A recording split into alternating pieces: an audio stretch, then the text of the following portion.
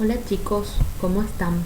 Bueno, en esta oportunidad vamos a desarrollar en varios videos la clase que tiene como tema, ¿verdad?, la farmacodinamia.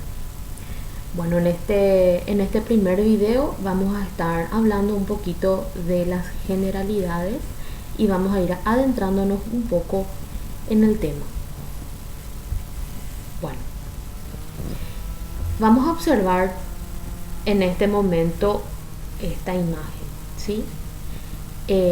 Tenemos unos péndulos y esos péndulos se pueden mover, ¿sí? En este momento vemos, ¿verdad?, de que todos los péndulos están quietos, pero hay uno que está elevado, ¿sí? Si nosotros soltamos ese, entonces ¿qué va a pasar? Todas las demás pelotitas se van a mover. Bueno, entonces acá tenemos una acción, ¿sí? La acción de levantar esta pelotita y soltar. Esa es la acción. Ahora, ¿el efecto cuál sería? El efecto sería de que todas las demás pelotitas que estaban pendulantes entonces estén en movimiento. Entonces ahí tenemos nuestras primeras dos palabras claves, lo que es la acción y lo que son los efectos. Bueno, entonces a partir de ahí vamos a irnos a esta siguiente pregunta. ¿Cómo producen sus efectos los medicamentos? Entonces vamos a responder en los siguientes minutos. Vamos a estar respondiendo este cuestionamiento. ¿Cómo producen sus efectos los medicamentos? Como estuvimos viendo acá en esta imagen, la acción y el efecto son dos cosas diferentes. Entonces, si los medicamentos tienen una acción, entonces ¿cómo producen esos efectos?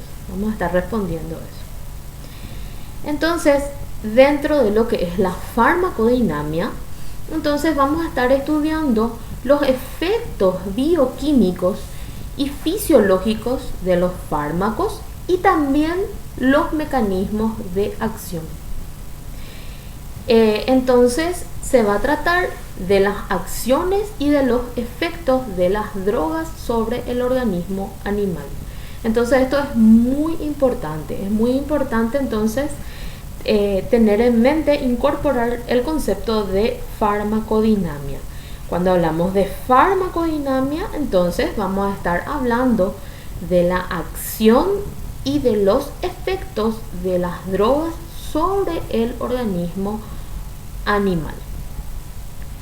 Bueno, entonces, como estábamos ya adentrándonos, acción es una cosa y efecto es otra. O sea, son dos cosas diferentes y una depende de la otra.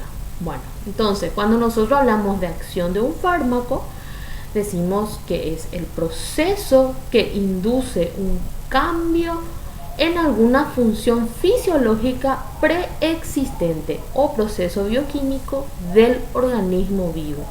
Entonces, a partir de esto, entonces, ¿qué es lo que nosotros sacamos?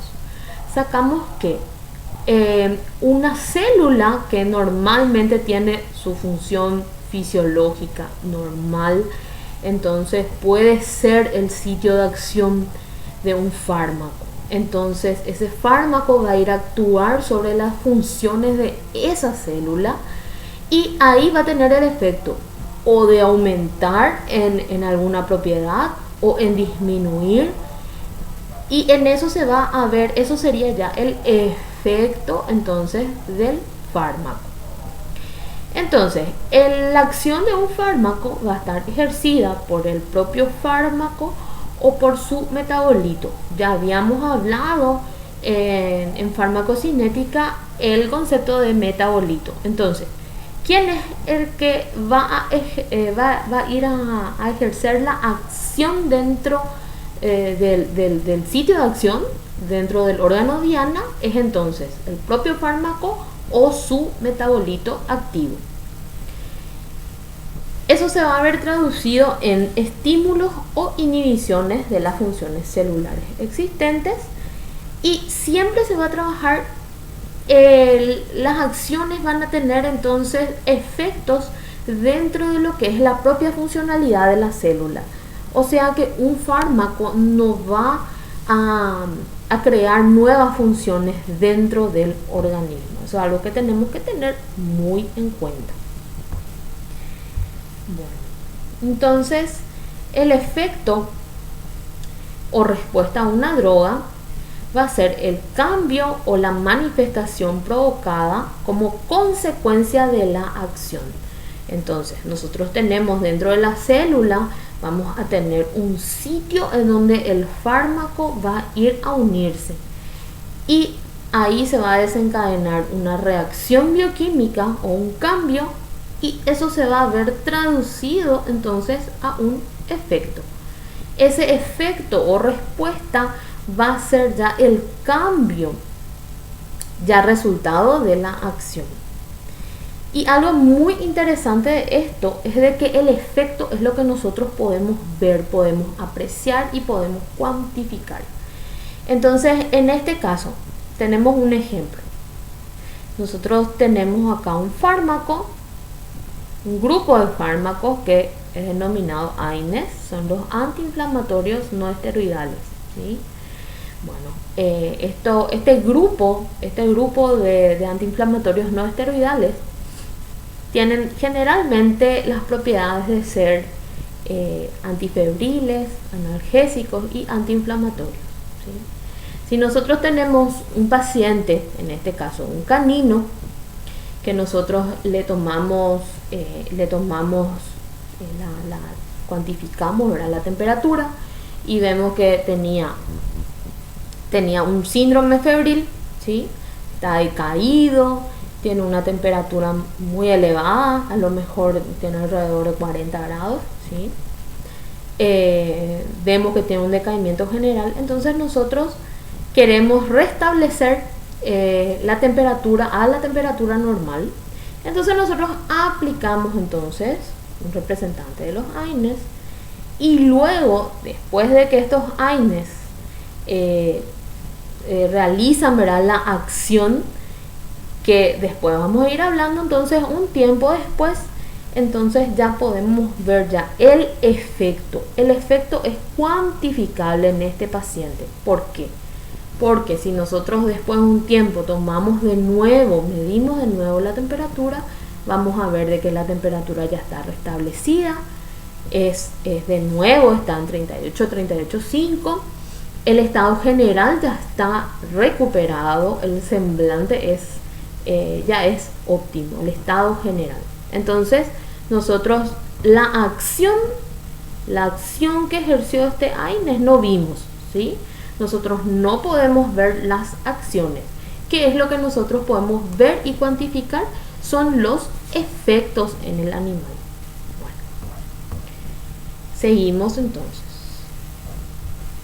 Entonces, algo muy importante es que no se debe confundir acción y efecto.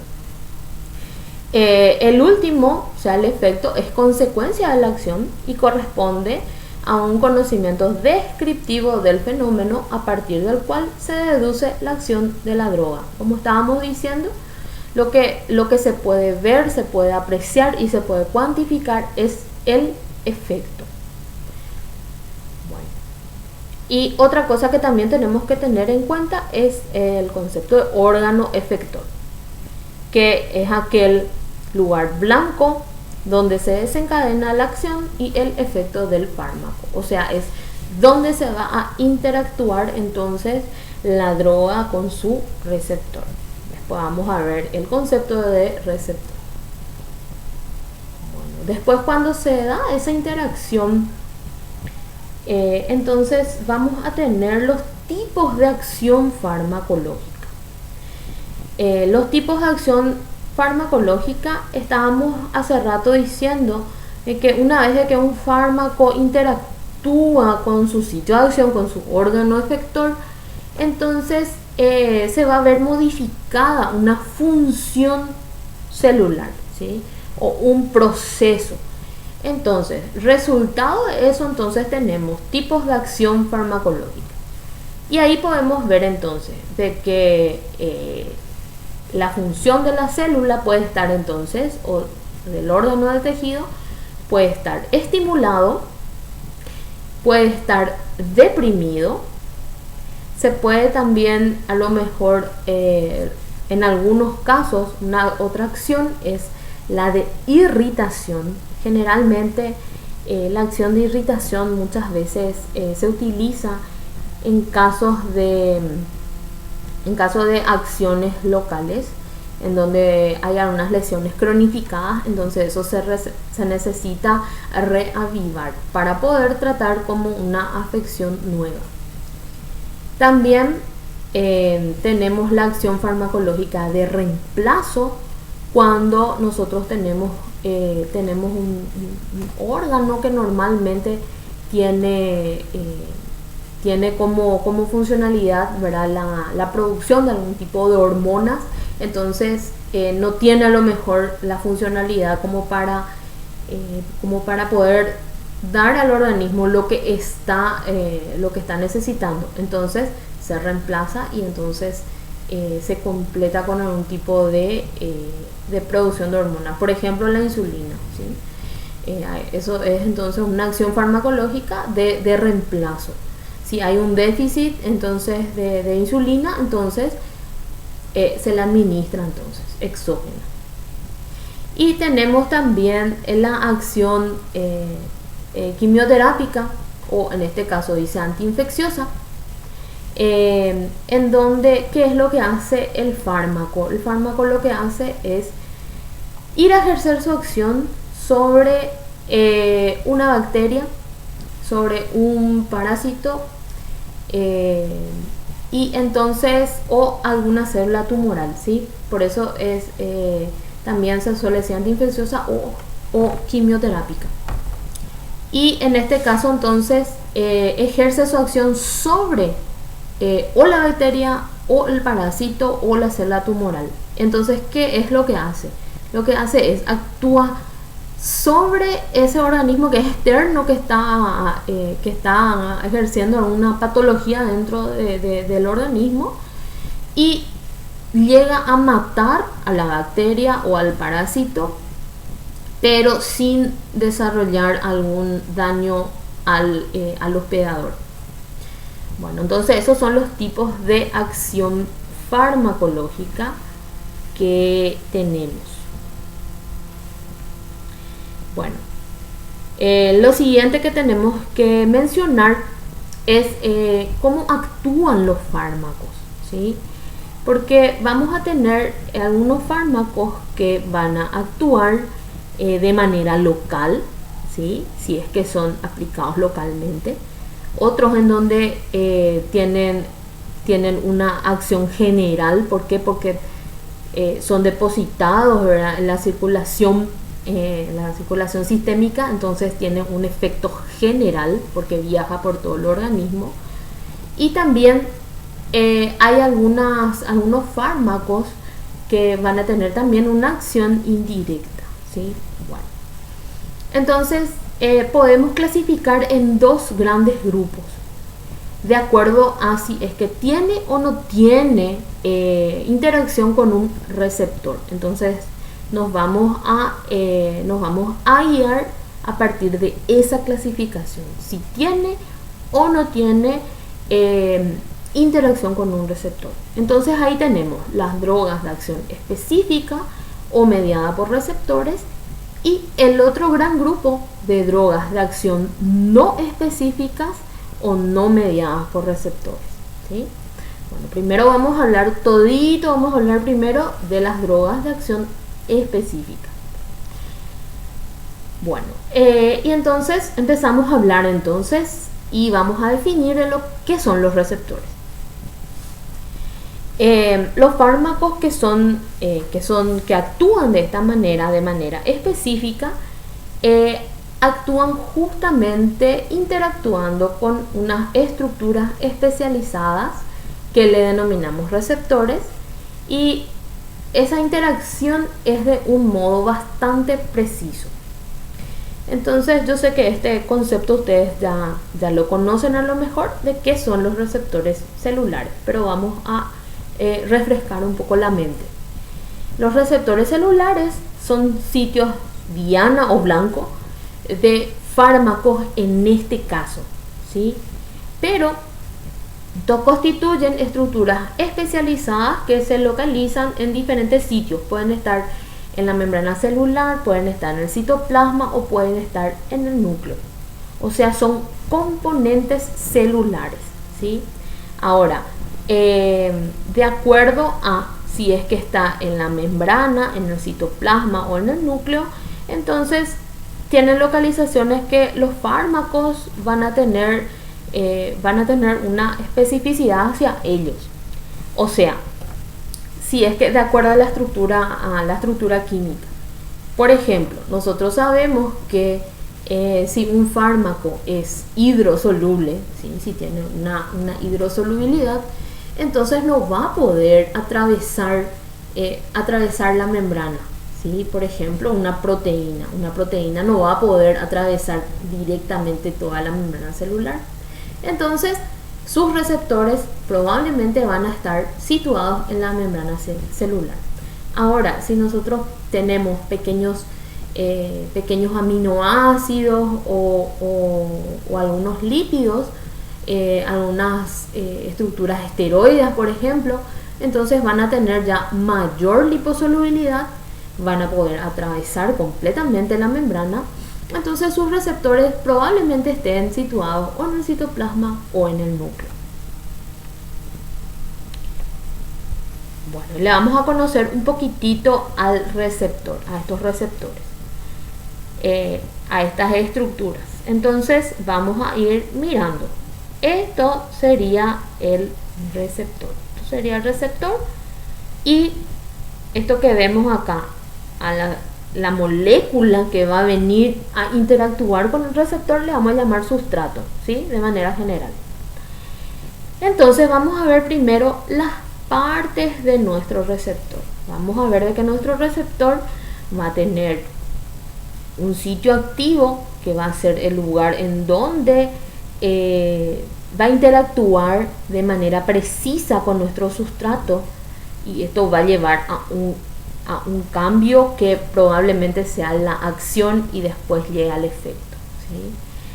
Pero después también vamos a tener otro sitio que es el sitio alostérico. Entonces el sitio activo va a ser la fracción del receptor a los que se va a unir los sustratos o ligandos para producir una actividad biológica. O sea que el fármaco tiene que interactuar con este sitio activo para que haya una actividad biológica. Por otro lado, los sitios alostéricos van a ser fragmentos complementarios del receptor que, ocupados por el sustrato, pueden modificar las propiedades del sitio activo y alterar la respuesta a la acción del ligando, ¿sí? O sea, si se une al sitio activo vamos a tener una actividad biológica, pero si de por ahí se une al sitio alostérico, entonces vamos a ver entonces una respuesta entonces alterada de la que nosotros estamos esperando. Acá hay algo muy interesante que tenemos que tener en cuenta. Como los receptores están normalmente dentro de las células, entonces estos receptores tienen la función de unirse con una sustancia endógena, orgánica, y entonces el receptor existe en función a un ligando endógeno, ¿sí? A una sustancia propia del organismo. Y la presencia de estos receptores es aprovechada por los agonistas exógenos, que en este caso son los fármacos, para llevar a cabo sus acciones y los efectos a consecuencia de la unión ligando-receptor. No se olviden de que cuando hablamos de sustrato o ligando, estamos hablando de manera genérica, ¿verdad? De una sustancia que va a ir a interactuar con el receptor. Pero entonces esto es algo muy importante.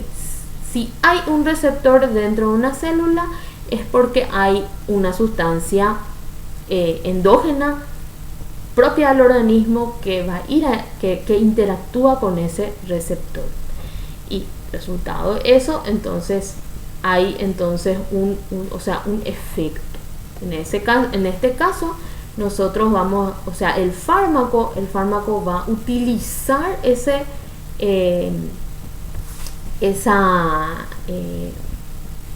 va a utilizar ese receptor para poder unirse a él gracias a la compatibilidad que tiene, y resultado de eso entonces va a haber cambios conformacionales en la célula que va a llevar entonces a lo que es el efecto farmacológico. Y entonces vamos a ver que dentro de una célula vamos a tener diferentes tipos de receptores. Muchos de ellos dependiendo del lugar en donde estén, si es que están en la membrana o si es que van a estar dentro del citoplasma o a lo mejor dentro del núcleo. Podemos ver, ¿verdad?, de que hay algunas proteínas de membrana, pueden haber canales de sodio, pueden haber algunos canales de calcio. Entonces vamos a ver de que son diferentes tipos de receptores entonces los que vamos a poder contar.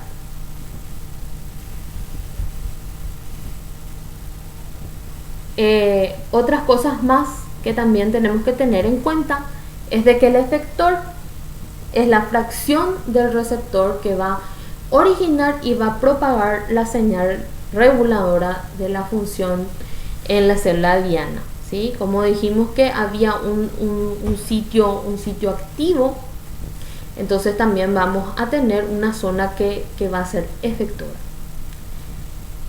Una vez que el ligando ya se fijó al dominio de unión, entonces va a ser el efector el que va a activar una cascada de reacciones químicas que va a conducir a la respuesta celular. Esa respuesta celular muchas veces puede ser la producción de una enzima, por ejemplo. Entonces se producen las proteínas y esas proteínas son enzimas. Eso puede ser entonces una acción que luego se va a ver traducida en un efecto cuantificable.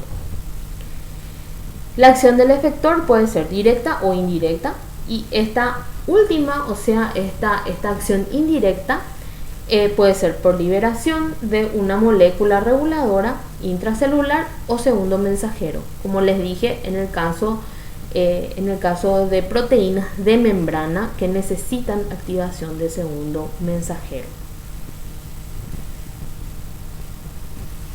Otra cosa que tenemos que tener en cuenta, y que es ya para culminar el primer video, las características de un receptor. Hay que tener muy en cuenta cuáles son las características que tiene un receptor celular. El número de sitios de unión es susceptible de saturación.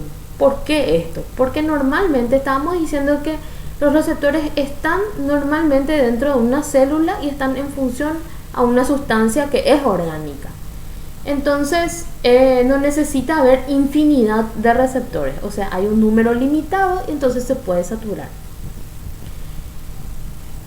Si nos vamos con esa misma premisa de que están desarrollados específicamente para una sustancia orgánica, entonces el ligando, o sea, el que se va a ir a unir con el receptor, presenta un alto grado de especificidad en la unión, ¿sí? Hay mucha compatibilidad entre los dos, entre el ligando y entre el receptor. Es estereoespecífico en la unión con el ligando, esto gracias a lo que es la compatibilidad también de estructura química. Tiene un perfil de afinidades limitado y también selectivo, muy limitado y muy selectivo, o sea que tienen que interactuar muy íntimamente entre ellos, tienen que tener compatibilidad en cuanto a lo que es la estructura química, en cuanto a lo que es sitios de acción, tiene que haber entonces tiene que haber mucha afinidad. Ahora, esta unión se va a asociar de forma constante con una o varias respuestas funcionales, ¿sí? De acuerdo a cómo se da esa interacción, que después vamos a ir viendo en qué se traducen las interacciones fármaco-receptor. Y al último, algo muy importante que siempre tenemos que tener en cuenta, que existe un ligando endógeno que se va a unir reversiblemente con alta afinidad. O sea, si la célula tiene un receptor que es para unión con una hormona, por ejemplo, y nosotros tenemos un fármaco también que tiene la misma estructura de esa hormona, entonces el receptor va a tener muchísima más afinidad para unirse a la hormona que a nuestro fármaco, ¿sí? Entonces va a haber ahí una competición entre lo que va a ser nuestra sustancia exógena, que es nuestro fármaco, y también lo que va a ser la sustancia endógena. Entonces no tenemos que olvidar eso. Entonces la interacción fármaco-receptor va a ser entonces la forma en que un fármaco se va a unir a un receptor y que va a determinar esto la respuesta que nosotros vamos a observar. Y tenemos dos tipos de interacciones. Tenemos lo que son uniones reversibles por un lado y las uniones irreversibles. Casi siempre cuando hablamos de fármacos y no de tóxicos, ¿sí? Cuando hablamos de fármacos, casi siempre las uniones son reversibles. Los fármacos se van a ligar al receptor mediante uniones débiles que garantiza que la acción sea breve y que se permita modular con cambios en la concentración del fármaco. Entonces, la generalidad casi siempre, en la generalidad de los casos, las uniones son reversibles. Pero hay algunos casos en donde, que generalmente se da con los tóxicos, con algunos tóxicos, en donde las uniones son irreversibles. Se fijan al receptor con enlaces covalentes y solo se restaurará la situación original cuando el organismo sintetice nuevas proteínas receptoras. Entonces, ahí vemos, ¿verdad?, de que cuando un tóxico, que es el caso, cuando un tóxico se va a unir, por ejemplo, a un receptor, entonces esa unión ya ya es irreversible y entonces tiene que volver a sintetizarse únicamente ya la proteína receptora. Bueno, acá hay un último concepto, que es el concepto de biofase. Biofase es la instancia en la que la droga va a ejercer su acción farmacológica o biológica. Muy importante este concepto. Se dice que cuando la droga se encuentra en la biofase, va a ser el periodo durante el cual una concentración eficaz de un fármaco se mantiene en las cercanías del lugar de acción. Entonces, cuando nos referimos a que la droga está en la biofase, entonces estamos diciendo que está en la instancia en que la droga va a ejercer su acción farmacológica o biológica. Y bueno, hasta aquí va el primer video. Entonces en el siguiente video vamos a estar interiorizándonos un poco más.